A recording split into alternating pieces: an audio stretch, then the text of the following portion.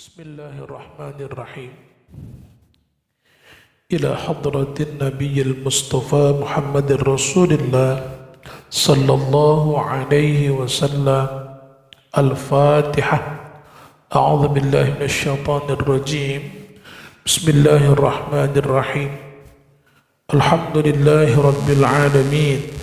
Ar-Rahmanir Rahim. Maliki yaumiddin. Iyyaka na'budu wa iyyaka nasta'in. Ihdinas siratal mustaqim.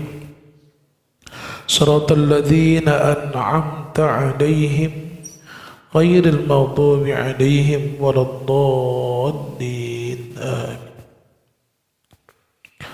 Thumma ila arwahi masyaikhina wa ila arwahi abaina wa ummahatina ولمصنف هذا الكتاب الفاتحة. بسم الله الرحمن الرحيم. الحمد لله رب العالمين الرحمن الرحيم مالك يوم الدين. إياك نعبد وإياك نستعين. اهدنا الصراط المستقيم صراط الذين أنعمت عليهم غير المغضوب عليهم ولا الضالين. آمين. بسم الله الرحمن الرحيم.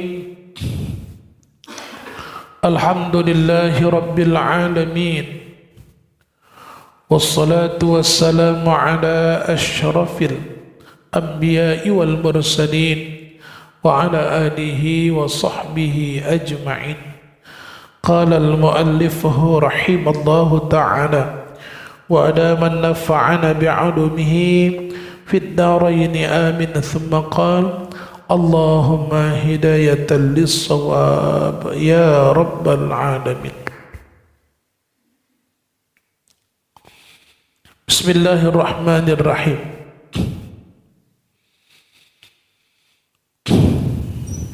Kata Bishril Hafi.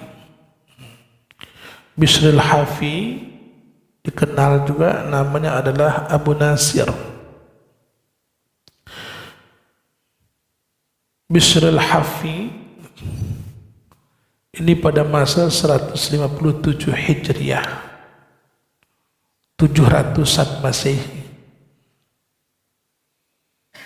Bishril Hafi dia adalah seorang asal penjahat. Kemudian karena bermimpi dia, yang mimpinya itu berulang-ulang kali menurut riwayat. Ketika itu dia sebabnya mendapatkan ada secari kertas yang bertuliskan Bismillahirrahmanirrahim. Datang dia, dipercikkannya minyak wangi. Mimpi dia, datang petunjuk Allah bahwa dia telah mengharumkan nama Allah. Begitulah asalnya. Tobat, belajar di Baghdad, menjadi ulama besarlah dia, sampai-sampai tertulis namanya dalam sebuah kitab. Ya, Bishril Hafi. Kata Bishril Hafi, tiada seorang yang terlebih kuat. Tidak ada seorang yang terlebih kuat atas berkata, kalau bahasa kita, tidak ada seorang pun yang terlebih kuat kalau sanggup dia berkata sebagaimana umpama seperti kata Ahmad bin Hanbal. Itu ya. Tidak ada yang paling berani bercakap kecuali seperti yang dicakapkan seperti Ahmad bin Hanbal. Karena gara cakap dia sampai dia dibunuh, ya hampir dibunuh. Ya, itu dia. Di dalam ketika pencobanya atau diuji dia, suruh berkata, Ahmad bin Hanbal kan disuruh berkata dengan katanya Quran itu makhluk. Maka adalah pada ketika itu diberi maqamul anbiya, diberi dia makam kenabian. Karena karena inilah menyuruh Muhammad bin Idris Imam Asy-Syafi'i kepada Baghdad, ya, menyuruh untuk apa? Meminta bajunya yang ia pakai tatkala dipukul akan dia. Maka dikirimkanlah akan dia kepadanya oleh utusan itu. Maka mengambillah Imam Syafi'i akan bajunya itu, mengambil keberkahan. Walaupun Imam Ahmad bin Hanbal adalah muridnya, dibasuhnya baju tersebut yang bekas kena pukul, diminumnya akan airnya, mengambil tabarak, keberkahan. Ya. Jadi kalau orang dulu nggak ngambil keberkahan, dia tak ada pikir-pikir panjang, ngambil keberkahan, mengambil keberkahan. Sampai riwayat pun sahabat berebut mengambil ludah Nabi. Begitu ya. Rasul, ya, selain Nabi tak diperintahkan seperti itu. Terkadang kala bahkan ada yang sampai berlebihan. Kan ada kan di daerah kita Kota Medan ini satu aliran bekas cuci tangannya berebut orang meminumnya. Itu berlebihan, tak seperti itu. Ya. Bekas cuci tangan gurunya berebut untuk diminum, tak ada diperintahkan seperti itu. Ya. Itu dikatakan berlebihan dia. Ada, bahkan itu kan sempat masyhur tuh tariqatnya, ya. Tapi kita tak ikut seperti itu. Kita diperintahkan ikut perangai guru. Nah, itu aja sifatnya.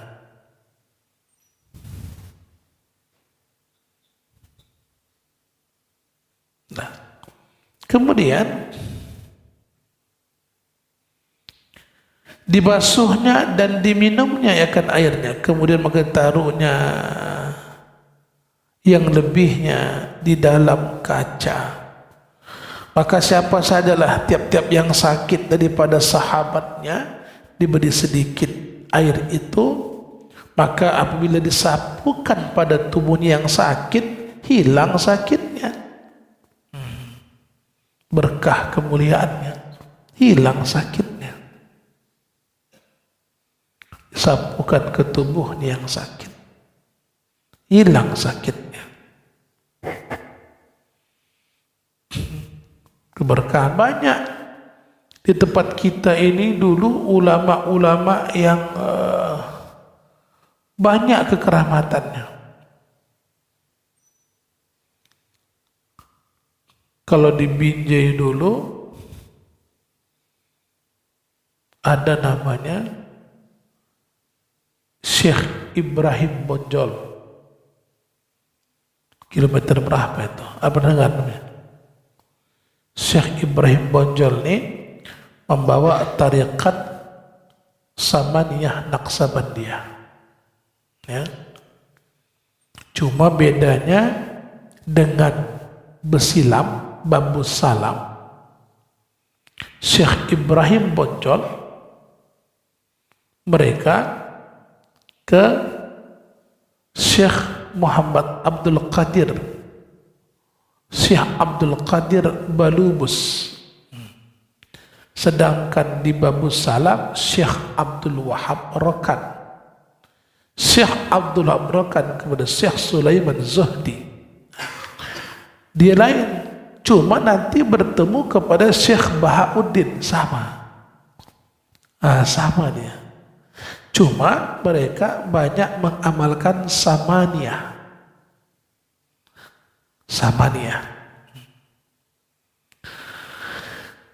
Apa kekeramatannya? Ada ketika itu, kata khalifah-khalifahnya itu, ketika duduk dalam kajian mengaji, ada satu muridnya duduknya gelisah saja. Gitu. Datang katanya, coba dudui tumitmu itu, katanya. Duduk tumitnya, pas ngajar dibentaknya, terkejut, tertekan, masuk ambiennya. Itu keramatnya. Guru-guru tuh Syekh Ibrahim Bonjol, walaupun pada akhirnya dia tak sepaham dengan Tuan Guru Arsyad Talib Lubis. Tuan Guru Arsyad ahli fiqih, cuma dia juga ahli sufi, lengkap dia tuh. Dia juga ahli filsafat. Sampai dipanggil dia di Kodam satu Bukit Barisan. Sebab apa? Dia berkata bahwa Pancasila milik orang Islam.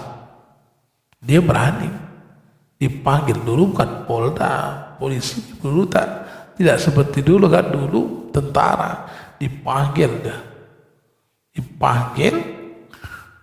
dan dipertanggungjawabkan cakapnya. Katanya, jangan kalian yang menyidang aku, tanggung. Panggil paus dari Italia sana, dari Roma sana. Coba terjemahkan bahasa. Pancasila ketuhanan yang Maha Esa, katanya. Siapa yang mengaku Tuhannya Esa kalau tak Islam? Pulang mereka. Begitulah ya.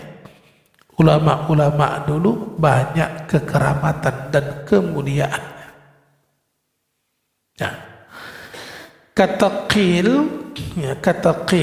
Kata setengah ulama, melihat seseorang pada tidurnya akan Imam Ahmad bin Hanbal, maka berkata ia, apa diperbuat Allah bagimu? Katanya, diampunkan bagiku. Kemudian berkata ia bagiku, hei Ahmad, dipukul akan dikau karena aku bahkan, hei Tuhan, karena kata apa? Karena aku kataku, ya bahasa lebih nih ya. Karena kataku, ya katanya, ya Tuhanku, maka firman Allah, ini mukaku tilik olehmu kepadanya, sesungguhnya telah aku haruskan bagimu. Ini bahasanya diluruskan ya. Maksudnya dalam mimpinya itu bahwa Allah tajallikan zatnya dalam mimpinya, karena dia mempertahankan Al-Quran itu, dia katakan qadim karena memuliakan Allah, sehingga dalam mimpinya dia menampak kebesaran Allah yang tak bisa diceritakan. Bukan nampak zat Allah itu cemana, enggak begitu ya. Maksudnya Allah nyatakan kebesaran zatnya. Itu kelebihannya. Sebegitulah ya. Allah nyatakan, Allah tajallikan zatnya. Kemudian demikian lagi, melihatlah Imam Syafi'i akan Nabi sallallahu alaihi wasallam pada tidurnya. Imam Syafi'i pun bermimpi dengan Rasulullah. Maka bersabdalah ia, kata Rasulullah, kirimkan surat olehmu kepada Abi Abdullah. Abi Abdullah itu Imam Ahmad bin Hanbal. Namanya Abi Abdullah. Abi Abdullah itu nama Imam Ahmad bin Hanbal. Maka sampaikan salamku kepadanya dan katakan olehmu, lagi akan dicoba dan disuruh kepada berkata dengan Quran itu makhluk. Katanya, kata Rasulullah, maka jangan ia perkenankan, jangan ia katakan, ya, jangan ikut itu, ya. Maka diangkatkanlah ia baginya ilmunya hingga hari kiamat. Jadi kalau seandainya lah sampai dikatakannya Quran itu adalah makhluk, hilang nanti ilmu. Nah, begitu. Tapi kalau dapat dipertahankannya, maka dimuliakanlah. Tak mimpinya. Sempat dikatakannya ia diangkat, hilang terus sampai kiamat nggak ada lagi. Kemudian maka menyuruh Imam Syafi'i kepadanya maka disuruhlah membawa surat serta Rabi', namanya si Rabi'.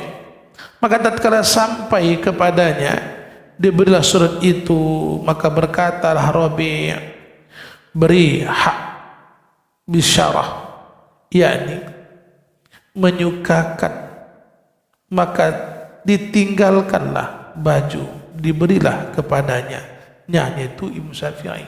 Nah, kepadanya. Selesai ya. Ini cerita Imam Ahmad bin Hanbal.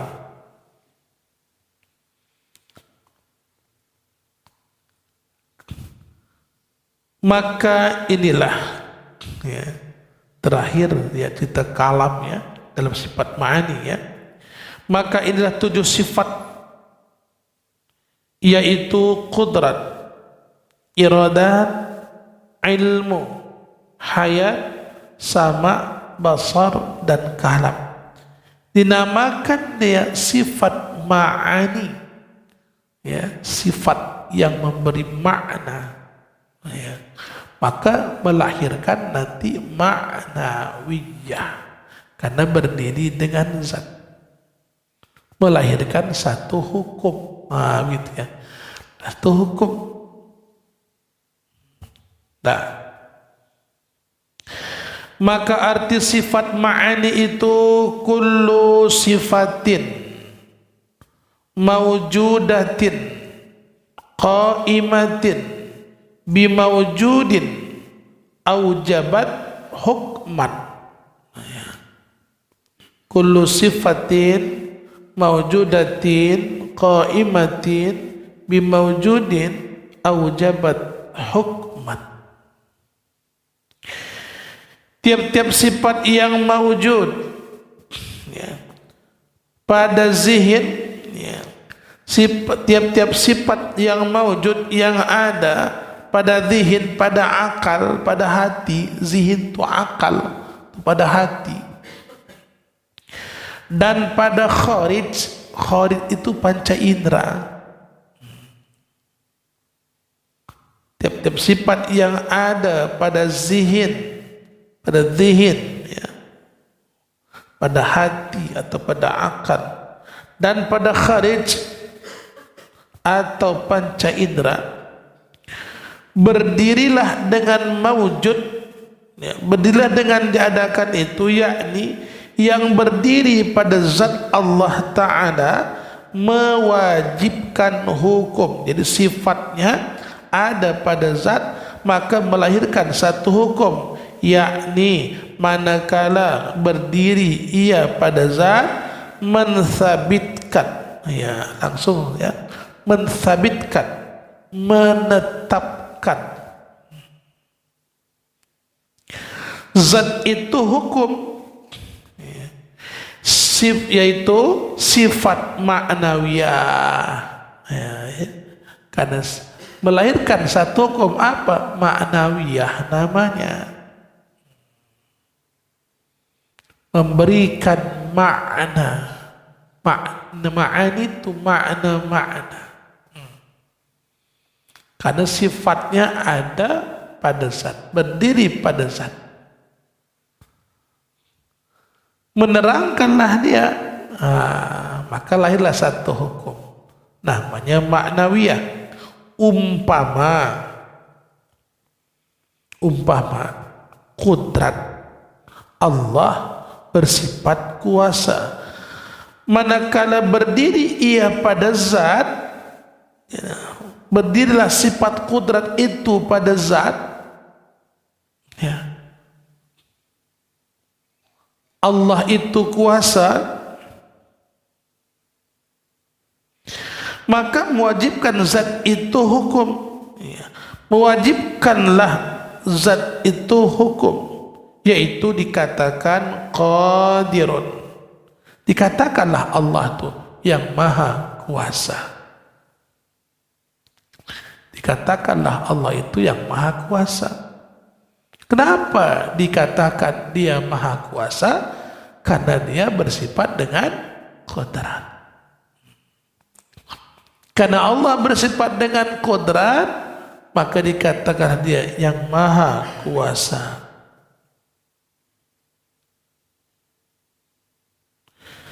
Demikianlah dikatakan ketujuhnya, dan dikatakan pula pada sifat ma'ani itu la hiya huwa wa la hiya ghairuhu. Tiada ia sifat, tiada ia sifat itu zat, itu zat. Tiada dia sifat, itu zat.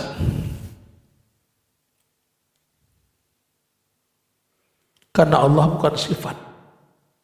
Nah, ya. Yang namanya sifat butuh kepada zat. Jadi kalau Allah dikatakan sifat, berarti Allah berhajat. Tidak, ya. Zat itu adalah dirinya. La hiya huwa, ya. La hiya huwa, bukan dia itu sifat, ya. Nah, kemudian tiada ia sifat itu zat, dan tidak pula ia sifat itu lain daripada zat. Artilah itu tak bercerai pada zat. Karena sifat Allah Ta'ala ada pada zatnya, tidak bercerai pada zatnya. Maka dikatakan di sini la hiya huwa wa la hiya ghairuh. Maka ada sifat daripada sekira-kira ta'alluq tiga bahagi. Pertamanya ta'alluq ta'thir, ya. Ta'alluq ta'thir itulah qudrat iradat. Apa ta'alluq ta'thir itu? Yang memberi perubahan, ya. Yang memberi perubahan, yang memberi bekas, menentukan dari tiada menjadi ada tiada, itu dikatakan ta'alluq ta'thir, ya, berubah.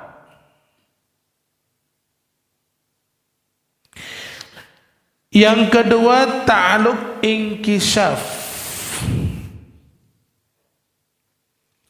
Ta'alluq inkishaf, inkishaf ini terhapus, nah, terangkat semuanya. Tak ada yang terdiri. Yakni menyatakan sesuatu,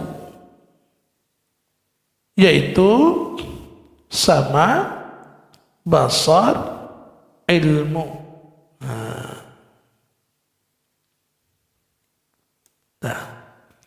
sama basar, ilmu. Cuma nanti dalam ta'aluknya, kaitan dia berbeda. Maka kalau kita lihat ya dari sisi lain, inkisaf ini tertuju kepada ilmu dan kalam.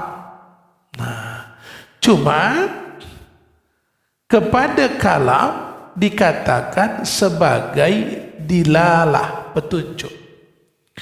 Karena 3 ta'aluknya kepada yang wajib, Allah tahu, mustahil, dan harus. Begitu juga kepada kalam. Kepada wajib, kepada mustahil Allah jelaskan, kepada yang harus Allah jelaskan. Tapi kalau sama dan basar, ini kepada yang wajib dan kepada yang harus, tidak kepada mustahil. Orang tak ada pada ilmu Allah. Apa yang didengar orang tak ada, apa yang didengar orang tidak ada. Itu dia. Nah.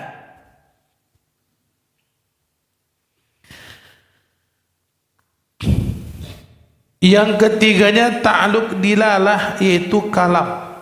Ya, kalam dikatakan ta'aluk dilalah. Ke-14 qadirun, 15 muridun, ke-16 alimun, ke-17 hayyun, ke-18 sami'un, 19 basirun, yang ke-20 mutakallimun. Mutakallimun.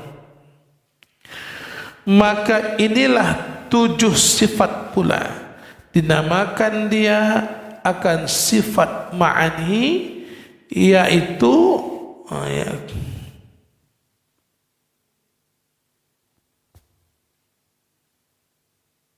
melazimkan bagi 7 sifat. Yang pertama, yakni pada akal tiada tasawur seperti keadaan. Mana bisa terupa ya?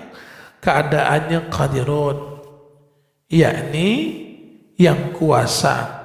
Kenapa? Melazimkanlah karena ada kudrat. Karena ada kudrat, makanya dia qadirun. Karena ada sifat kudratnya, kuasa Allah, maka dikatakanlah dialah yang maha kuasa. Ya. Dikatakan dia itu qadirun karena dia ada bersifat dengan kudrat. Berdiri pada zat itu dahulu, yaitu sifat ma'ani. Ya. Demikian lagi keadaannya muridun ma'nawiyah. Ya, ma'nawiyah. Kenapa? Karena melazimkan bagi sifatnya itu bersifat iradah. Karena dia bersifat dengan iradah, menerangkan lahir satu hukum. Berarti Allah Ta'ala itulah yang muridun, yang maha berkehendak.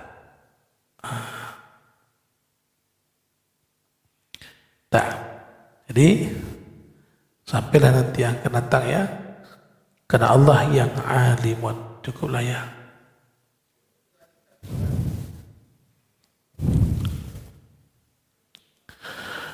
Dikatakan berhajat itu butuh.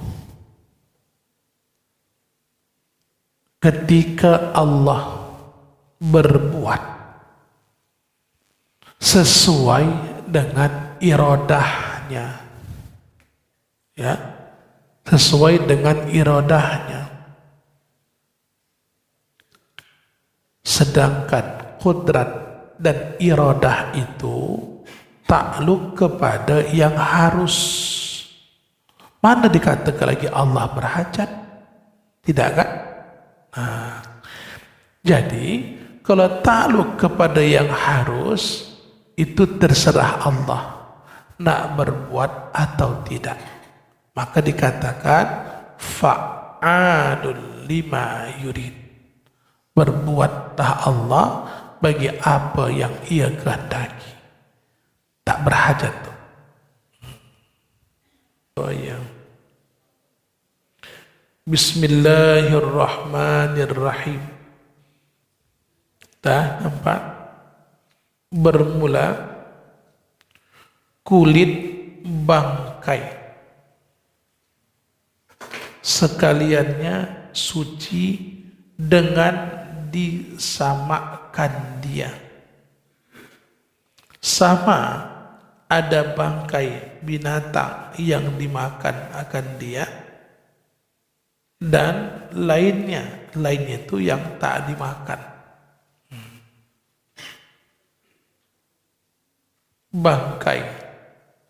Bangkai yang mati tidak karena disembelih. Bangkai. Ada dia binatang yang tak dimakan.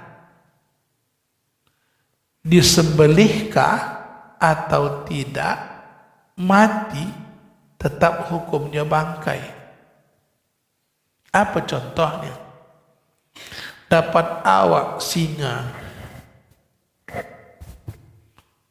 Awak dapat singa tuh singa dapat awak. Yang mana betul ini? Mana?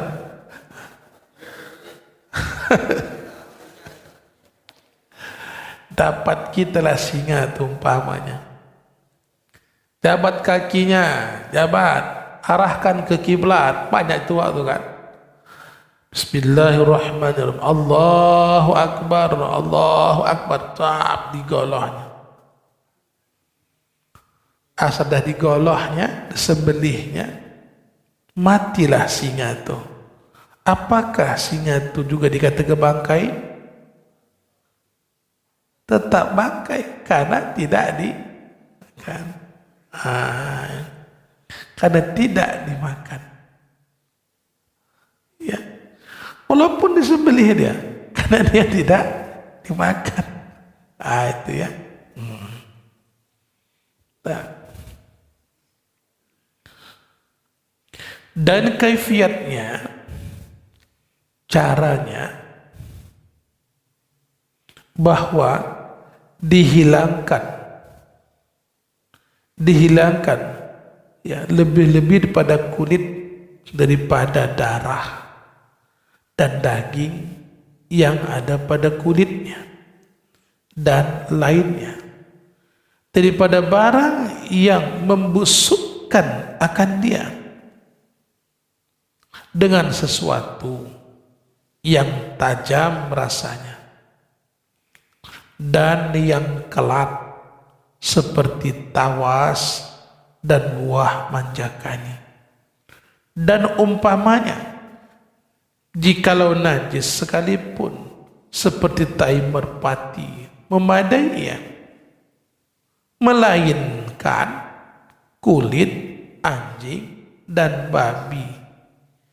Melainkan kulit anjing dan babi. Nah, itu dulu.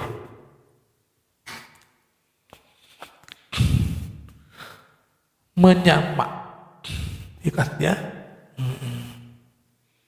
menyamak yang bukan daripada anjing dan babi berbeda. Asal dihilangkan lendirnya dan sisa-sisa daging yang di kulit itu, maka kulit itu menjadi suci.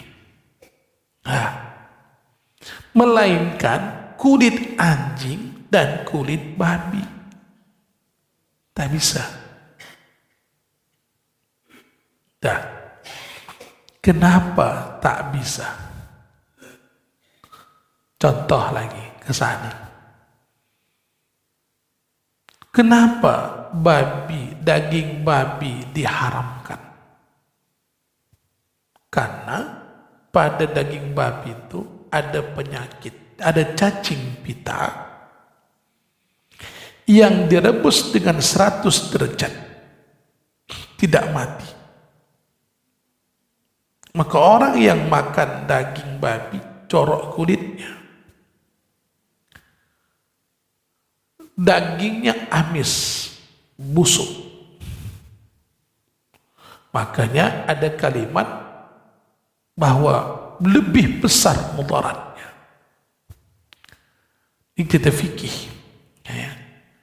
Kemudian kalau seandainya lah ada alat suntik, disuntikkan ke daging babi itu, mati cacingnya, hilang busuknya, pertanyaannya, apakah daging itu menjadi halal? Kenapa tidak? Kenapa tidak? Kenapa tidak? Ya? Kenapa tidak, Pak? Kita fikihnya. Kenapa? Selesai sudah, putus ceritanya. Udah syarat, kenapa? Nas tuh nyata sudah. Kalau sudah nasnya mengatakannya, tak bisa lagi. Tak. Berbicara tentang nas, cerita akhir. Berarti makanya ketika Quran itu sebagai sumber hukum, makanya orang yang bisa mentafsirkan Quran, ini kan buah tafsir Quran nih, oleh ulama. Yang mentafsirkan ini orang yang cukup syarat. Jangan dia bisa bahasa Arab langsung, oh tak bisa, syaratnya banyak. Dia kuasai bahasa Arab, dikuasai ilmu alat, nahu, sorab, mantik, bayan, balaghah, ma'ani, fikih, usul fikih. Nah, dia harus hafal sekurangnya 100.000 hadis. Baru bisa dia berijtihad mentafsirkan Quran itu. Seperti Syekh Ibnu Hajar Al-Asqalani Al-Hafiz. Itu orang hafiz, bukan hafiz macam kita nih. Kalau macam kita nih di Mekah sana umur 7 tahun pun hafiz. Bukan hanggar hafal Quran berarti hafiz. Tidak saja kita memasukkan anak kita, mondokkan dia, jangan kasih HP, terus hafal tuh Quran. Nah itu dia. Itu tidak dikatakan hafiz, itu syaratnya. Nah, ketika berbicara Quran berarti ada syarat. Contoh, walaupun sedikit kita tahu, ya, tapi belum bisa memadai. Tapi untuk memahamkan kajinya harus tahu. Innamal khamru wal maisiru, sampai pada kalimat walahmul khinzir. Lihat, kenapa tak dikatakannya khinzir saja, tapi harus lahmul khinzir? Bentuk apa itu dalam bahasa Arab? Lahmul khinzir itu bentuk apa? Ingat? Hah? Mana cakap tuh? Hah? Mana ibu cakap tuh? Siapa? Apa itu namanya? Betul, itu dia. Mudhaf, mudhafun ilaih. Rupanya dalam bahasa Arab, setiap kalimat mudhaf, mudhafun ilaih, walaupun artinya sempit, tapi dia maknanya melingkupi.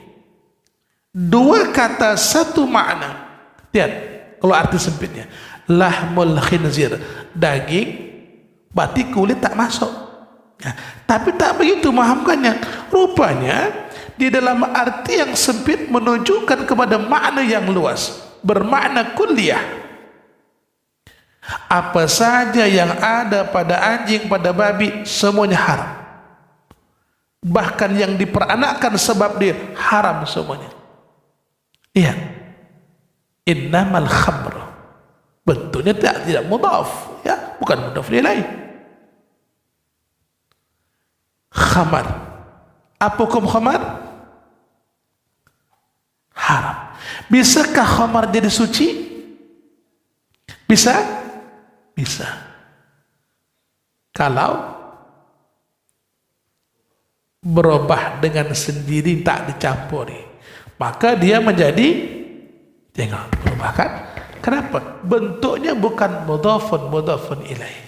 Itu sujung kuku ilmu kita pada ulama dulu. Tapi sekarang kok dah lantang kali ni. Pengajian MTA, majelis tafsir Al-Quran, wah di mana-mana banyak udah. Entah ada Labuhan ni, ada banyak, belum ada kan?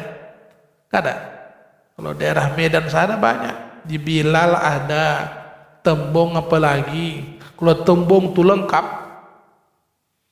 Di Tembong tu pusat ilmu agama kan? Si kata kan? Tuan guru kita. Tapi tempat yang tak elok pun cukup ada Tembong tu. KPKP banyak Tembong tu. Dah. LDI-nya Tembong, MTA-nya Tembong. Tengok. Luar biasa tu ya. Aliran ada tu. Menyebarlah ada tu. Banyak. Rusak akidahnya.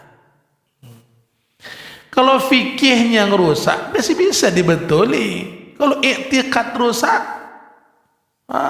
ajab kita buatnya. Bagaimana kalau ada sedikit tinggal dagingnya pada kulit ketika disamak? Apakah maaf tidak buang? Oh, semuanya buang sini, tak dimaafkan lagi. Gimana?